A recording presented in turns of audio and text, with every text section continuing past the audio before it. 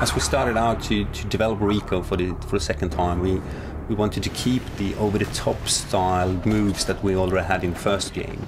It's a bit crazy, it's a bit unrealistic, but it's really fun and it looks very cool. Just Cause 2 it's not realistic. We don't want it to be realistic. It's more like the laws of physics on drugs. Really, really, really fast-paced action. You're using stunts to get around quickly, using stunts in combat pretty much all the time. You can jump from vehicle to vehicle, you can climb around on the vehicles, you can steal one of their vehicles, drive alongside one of the other chasing vehicles, jump up to the roof, shoot their tire off. Maybe plant C4 on their roof, then jump to another vehicle and set it off.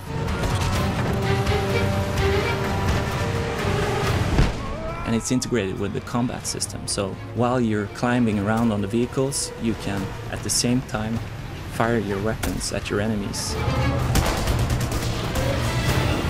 And of course you can use more creative ways as well. You can use the grappling hook, maybe tethering one of the guards inside the vehicle to its own vehicle, and so it gets dragged along behind the vehicle.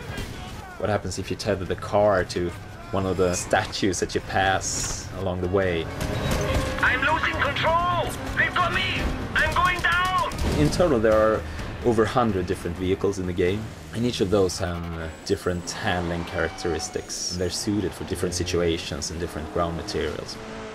Let's say you're driving a sports car, that's not going to be good for crossing the desert, or it's not going to be easy to drive if you end up off-road. So if you want to cross the desert, you probably want an off-road vehicle. If you're driving on grass, you will feel one way. If you're driving on ice in the Arctic region, you will skid about rather much. And even the weather system is affecting this as well. So if it starts to rain, the tarmac on the roads will get a bit slippery, and the grass will be even more slippery.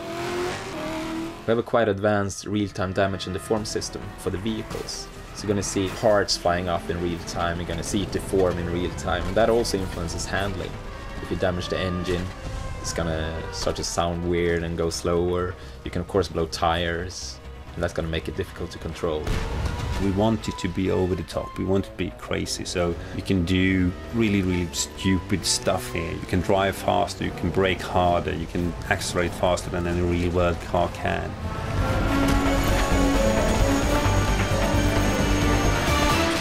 You know, Rico is a stunt junkie. That's what he does, and that's what he does best.